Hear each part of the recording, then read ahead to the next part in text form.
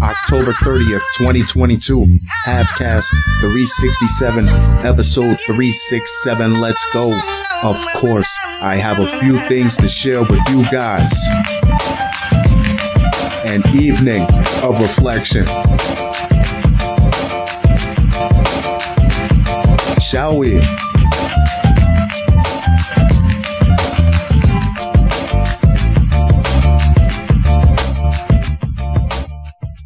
Oklahoma City man charged with intentionally spreading HIV after being diagnosed in 2019. What's absolutely terrifying about this is we're just hearing about this at the end of 2022. This man's been diagnosed since 2019. How many partners did he have, and how many partners have his partners had from then all the way up until now? In Oklahoma City, a man has been arrested and charged with deliberately spreading the HIV virus. He has allegedly infected at least 3 women. The alleged offender is 30-year-old Ernest Lacour, and according to records obtained by authorities in OKC, Lacour was diagnosed with the virus in 2019. I've caught some stories where people have done some sick things without any rhyme or reason. This has to take the cake. Someone just walking around purposefully spreading an incurable disease. One of his victims, who chose to remain anonymous, spoke with OKC's Fox 25 and says that although she's concealing her identity, she wants to speak up in hopes of warning others. It's a deadly disease, but you can still live your life. I don't have AIDS, and I still have a life to live, the victim said. I would like to applaud this woman for her bravery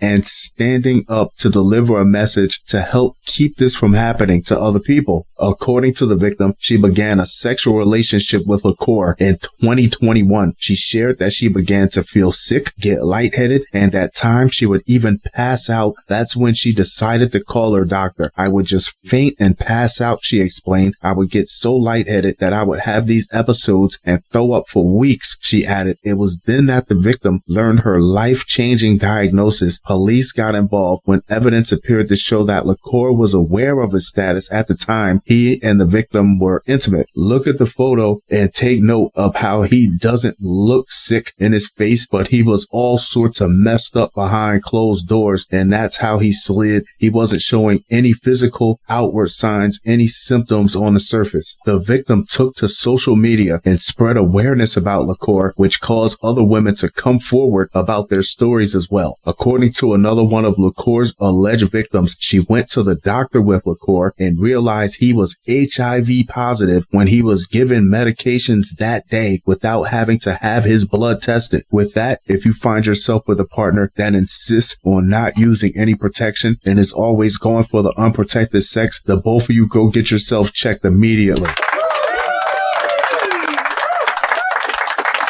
before you take another step forward. Lacour has been charged with 3 felony counts of knowingly engaging in conduct to transfer HIV. His victim says the diagnosis has taken a toll on her mental state. Mentally, it's hard having to cope with this. I'm crying. There are programs they tell me about with medications and treatments. She said she also claimed that there could be other women in danger and that people should immediately get tested. I just want to tell everyone that they need to get tested and to be careful. You never know who someone really is, she said. Next up, 4 Edison police officers facing trial after one turns down plea deal. This is exactly why nobody wants to have co-defendants.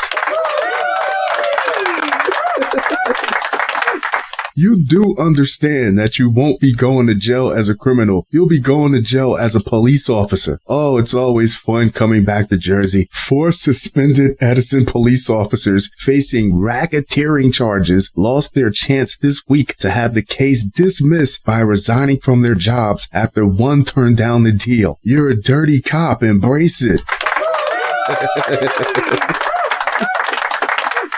What are you trying to salvage that you haven't already thrown away? Your pride? Your integrity? The last defendant is now scheduled to be arraigned in December, and all 4 will be on the same track for the case to proceed. You son of a bitch. You gotta keep me away from him in the courtroom. I might strangle him, according to the Middlesex County Prosecutor's Office, which did not specify which officer has not yet been arraigned and which of the 4 turned down the deal. One thing I've noticed is when law enforcement commit crimes, their badge takes the biggest of the hit. When I say their badge takes the biggest of the hit, I mean they lose their badge, they lose their jobs, they lose their pension, they lose their retirement, and depending on the severity of the offense, they may see some jail time, but their badge takes the brunt of the punishment. Earlier this month, the prosecutor's office announced a grand jury returned a 24-count indictment charging Sergeant Ioannis John Pletsakis, 43 of Edison, Patrolman James Panagolakos, 36 of Jackson, Patrolman Gregory Makras of Cranford, and Sergeant Brian Rossmeyer, 45 of Bridgewater, with racketeering, bribery, theft, money laundering, and witness tampering, a whole lot of gang shit. The officers were also charged with conspiracy, official misconduct, pattern of official misconduct, hindering apprehension, fabricating evidence, falsifying documents, failure to pay income tax, filing fraudulent tax returns, retaliating against a witness, and retaliation for past official action, according to the prosecutor's office. Y'all so obsessed with giving these rappers a RICO case, y'all should be looking at these cops. Good God Almighty. When did they have the time to do any police work?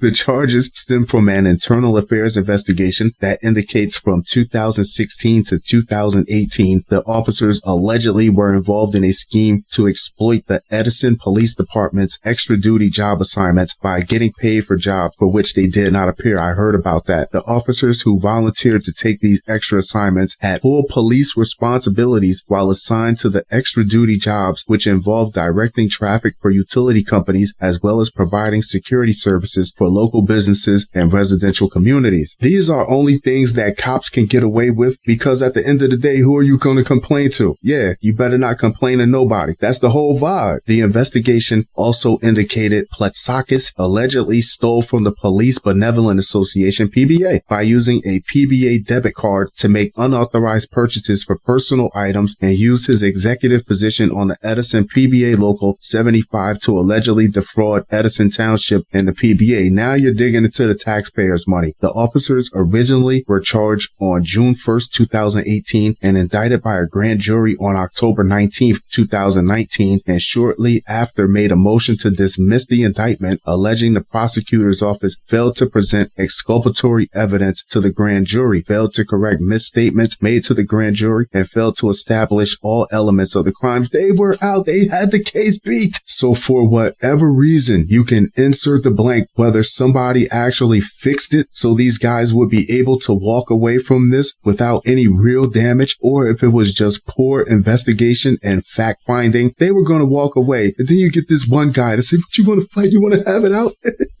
I'm the original Dun Dada." They were going to throw it out. A Superior Court judge dismissed the complaint and indictment in April 2020, but allowed the prosecutor's office to present the case again. You got a second chance to a grand jury. New complaints were signed against the officers the following month, and the same judge who dismissed them earlier dismissed them again.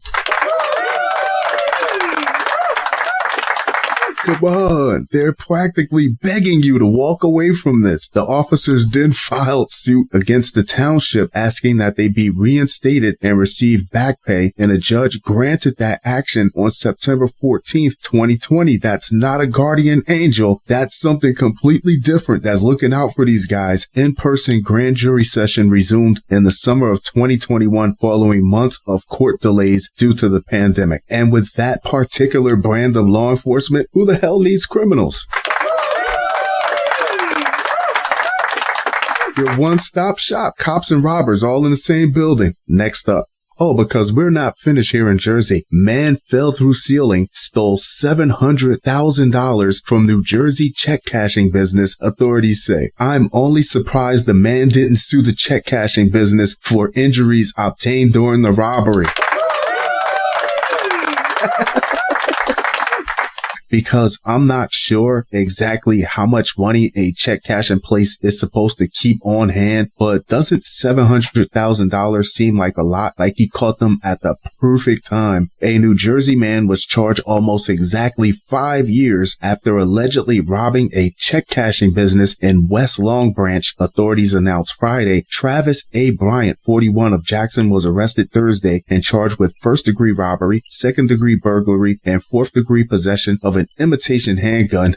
The West Long Branch Police Department said it responded to the check cashing business on Route 36 in the borough on November 2nd, 2017, on a report that a silent alarm was activated. What's fascinating about this isn't like a typical bank robbery where a guy walks in and slides the teller a note or puts an imitation gun in their face. No, this guy somehow gained direct access to the cash and bypassed all the employees and all other systems, checks and balances and alarms that went along with it. A true Ocean's 11 story. There, officers found an employee who told them a man donning a hooded sweatshirt pulled tightly around his face and sunglasses had just fled the store after robbing a large quantity of cash, police said. According to investigators, Bryant entered the store when there were no customers inside and, using a ladder, reached the ceiling ducts overhead to access a secure employees-only area where cash was stored. After falling through the ceiling, Bryant...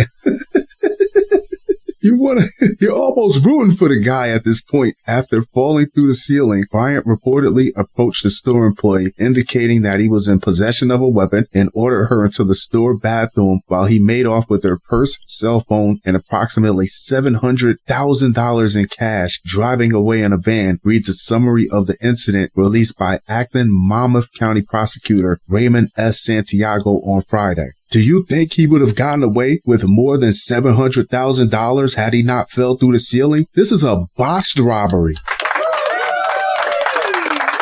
And he walked away with $700K. Bryant was identified as a suspect in the case after a long-term investigation by the West Long Branch Police Department and a special agent with the FBI. He was arrested Thursday and sent to the Monmouth County Correctional Institution, MCCI, ahead of his first appearance and detention hearing in Monmouth County Superior Court. Bryant's charges, the prosecutor's office said, typically carry terms of 10 to 20 years in state prison. Police said additional information on Bryant's legal representation was not immediately available. Fun show.